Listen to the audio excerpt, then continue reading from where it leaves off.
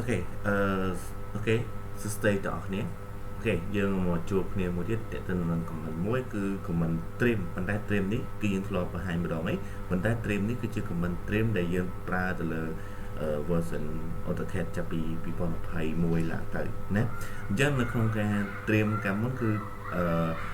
ខាង Autodesk ឬក៏ AutoCAD ហ្នឹងបានផ្លាស់ប្ដូរមួយចំនួនអញ្ចឹងយើងទៅមើលដល់គ្នាឥឡូវយើងមាន object នេះមួយអញ្ចឹងយើងចង់ធ្វើការ trim វាតើយើងធ្វើមិនអាច trim វាបានទៅទេអូខេអញ្ចឹងដល់គ្រាន់តែយើងគ្រាន់តែចុច TR ដូចម្ដងមក TR enter អូខេនៅពេលដែលយើងចុច TR enter មកបើសិនបើយើងចង់ trim វាគ្រាន់តែយើង select លើ object ណាដែលយើងចង់ trim គឺយើង trim តែម្ដងប៉ុន្តែបើសិនបើករណីយើងចង់ trim មានព្រំដែនឬក៏កំណត់ object ដែលយើងចង់ trim ត្រឹមគឺយើងគ្រាន់តែចុច TR enter T enter មក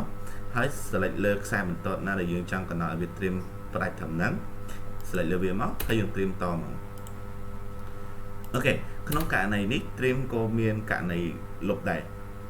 មានថាការពីមុនពេលដែលយើងសង់ object ទូចមួយគឺយើងអាច trim វាបានទៀតទេប៉ុន្តែនេះគឺ